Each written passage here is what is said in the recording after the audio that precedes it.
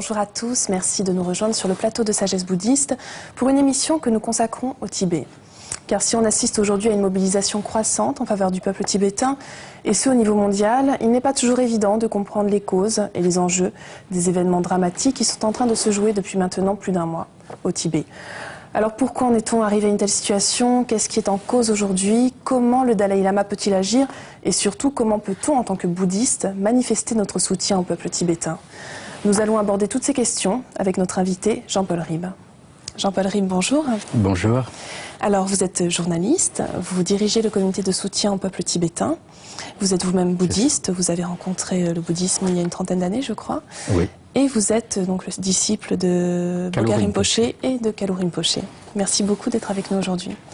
Mais nous allons commencer cette émission en regardant un bref rappel des faits. On se retrouve tout de suite après. Pendant des siècles, le toit du monde est demeuré en marge, isolé de par son originalité géographique, jusqu'en 1950. L'armée populaire de libération chinoise pénètre alors au Tibet. L'invasion et l'occupation par la Chine débutent et le démantèlement historique est amorcé. En un an, le territoire tibétain est réduit de moitié. Pendant 9 ans, le Dalai Lama cherche une réponse pacifique à la guerre. Mais l'invasion du Tibet par la Chine se poursuit de manière implacable. La résistance des Tibétains, elle, s'amplifie et gagne tout le territoire. Mais le Dalai Lama condamne immédiatement l'usage de la violence, de part et d'autre. Dans la nuit du 17 mars 1959, il est contraint de fuir. Pendant 3 semaines, déguisé en soldat, il traverse l'école de l'Himalaya. À son arrivée en Inde, il est accueilli par le Pandit Nehru. Le chef du gouvernement indien lui offre l'asile politique, comme aux 100 000 autres Tibétains qui ont fui, à sa suite, les persécutions.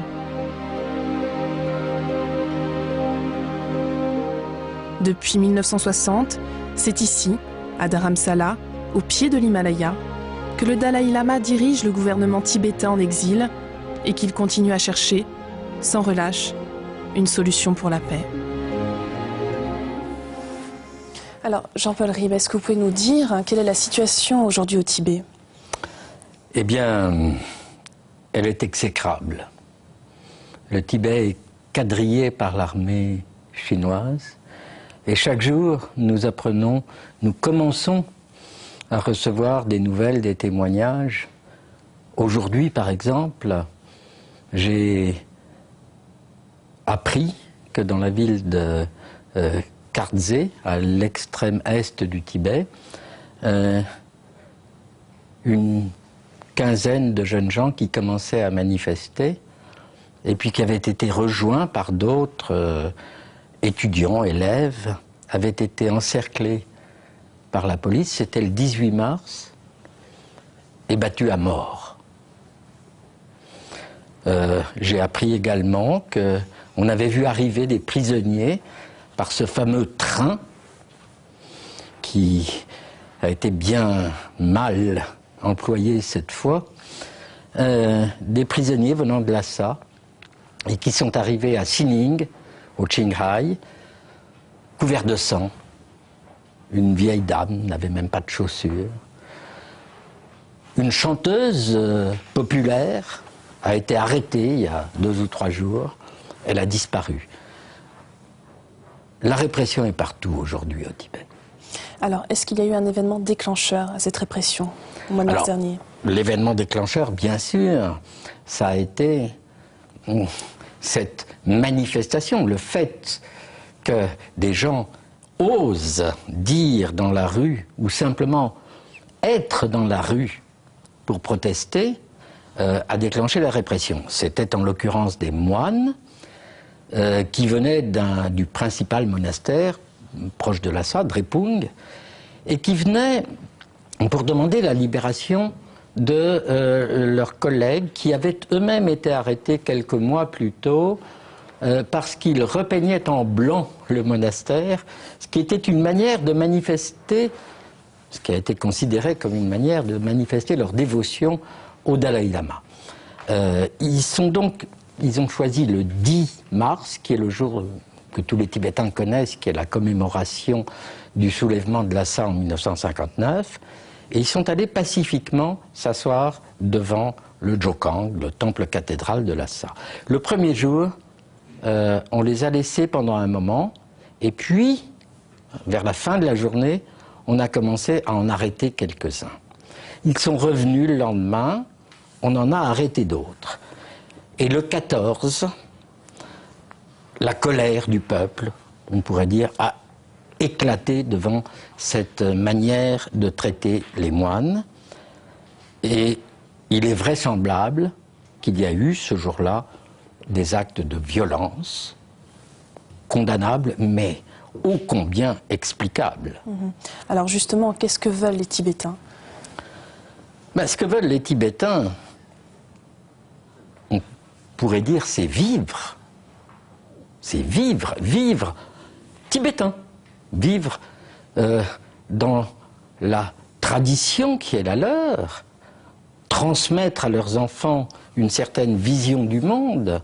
Transmettre à leurs enfants un pays qui ne soit pas dévasté, comme c'est le cas. Un pays dont les ressources naturelles ne soient pas pillées systématiquement. Un pays qui garde dans sa ligne de conduite un certain nombre de principes et qui ne se... où les jeunes gens ne soient pas conduits à l'alcoolisme, comme c'est le cas aujourd'hui, par une espèce de modernisation anarchique et autoritaire qui est celle qu'impose la Chine au Tibet. Alors, on l'a vu en octobre dernier avec les événements qui se sont passés en Birmanie. On peut se demander encore une fois pourquoi est-ce que ce sont les moines qui sont en première ligne? Oui, effectivement, un certain nombre de gens ici se disent « mais comment des moines, est-ce qu'ils feraient de la politique ?» Alors, il faut revenir aux origines. Le Bouddha ne parlait pas de moine, il parlait de bhikkhu. Bhikkhu qui veut dire mendiant, qui veut dire exactement celui qui reçoit sans demander et qui donne sans qu'on lui réclame.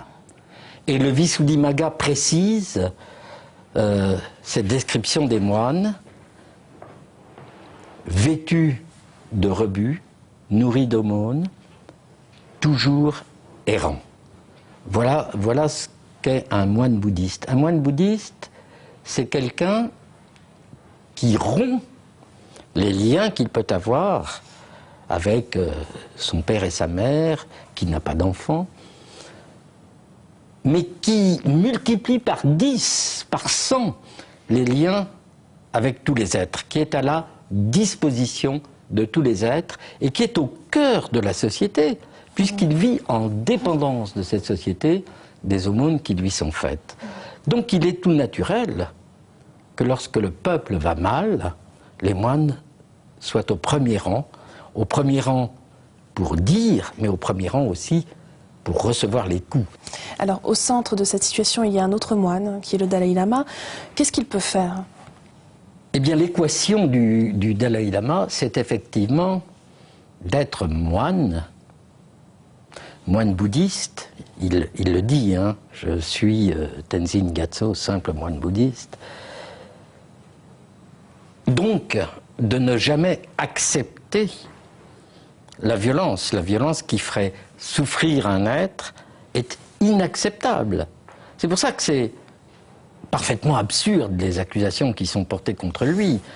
Il est congénitalement, je dirais, il ne peut pas conduire vers la violence. Mais d'un autre côté, il est chef d'un État, responsable en quelque sorte de l'avenir d'un peuple qui aujourd'hui est menacé. Il a dû donc trouver quelque chose qui permette à la fois de mener ce peuple vers la liberté sans faire souffrir ni le peuple ni l'adversaire. C'est difficile. Alors justement, quels peuvent être les moyens de résistance, Jean-Paul Ribe? Alors, ce qu'il propose, le Dalai Lama, c'est la voie médiane, c'est-à-dire une manière d'approcher l'adversaire sans haine et sans violence, de négocier, de trouver un terrain sur lequel l'avantage sera réciproque. Et ce terrain peut exister. Il l'appelle l'autonomie authentique du Tibet. Alors vous me demandez comment résister. Eh bien, dans résister, il y a deux choses. Il y a préserver quelque chose que l'on ne veut pas voir disparaître, une culture, un patrimoine, et puis il y a vivre. Donc la résistance, elle est faite à la fois de ce qui permet de garder son être tibétain, hein, quitte à le garder à l'intérieur de soi, ce qui est le cas depuis 50 ans des Tibétains, et puis de l'exprimer. De l'exprimer, si cela est possible, et quand cela est possible, par ce que j'appellerais la résilience, c'est-à-dire tenter d'exister en tant que Tibétain dans une structure qui est assez hostile. Alors, si jamais cette résistance ne marche pas, qu'est-ce qui va se passer, Jean-Paul Ribe? Ben, ce qui va se passer, c'est ce que Sa Sainteté le Dalai Lama appelle un génocide culturel. Quand il parle de génocide culturel, il veut dire ceci, c'est qu'un peuple peut mourir du fait que l'on assassine un par un chacun de ses membres. Et puis il y a une autre façon de s'en prendre à un peuple qui est de le séparer de sa culture, de tuer sa culture. Et quand ce peuple vit en étroite symbiose avec une culture, comme c'est le cas des Tibétains, eh bien finalement, tuer la culture tibétaine, c'est tuer le peuple tibétain. Alors pour finir cette émission, en la préparant, vous m'avez cité une parole ou une histoire du Bouddha. Est-ce que vous pouvez nous la raconter? C'est une histoire qui est tirée des Jataka, des scènes de vie du Bouddha. Une armée du roi de Magadha marchait contre le peuple des Shakyas et des citoyens sont venus trouver le Bouddha pour lui dire « Fais quelque chose pour nous, tu es le bienheureux ». Et le Bouddha a dit « Je vais essayer ». Et il s'est assis sous un arbre mort devant sa ville de Shakya. Et quand le général de l'armée a vu le Bouddha assis sous un arbre mort, il a dit « Mais pourquoi es-tu assis sous un arbre mort ?» Le Bouddha lui a dit « Parce que c'est mon pays ». L'autre a été tellement préoccupé qu'il est reparti. Et puis, quelques semaines ou quelques mois plus tard, l'armée est revenue, mauvais conseiller avait dit, et le Bouddha est retourné s'asseoir sous l'arbre. Et cette fois-ci, l'armée ne s'est pas arrêtée, est entrée dans la ville et a massacré ses habitants. Le Bouddha s'est alors levé et a quitté l'endroit, et ses disciples lui ont dit « Que fais-tu » Et il a dit ceci: « Lorsque dans ce monde, personne ne veut accepter la paix, je dois la garder en moi. » Nous allons terminer cette émission sur ces paroles. Merci beaucoup Jean-Paul Ribe d'avoir été avec nous. Merci. C'est la fin de notre émission. Vous pouvez la retrouver sur le site internet de France 2 en cliquant sur la rubrique Programme et Chemin de la foi. Merci à tous de nous avoir suivis. Je vous souhaite une excellente journée et une belle semaine. On se retrouve dimanche prochain.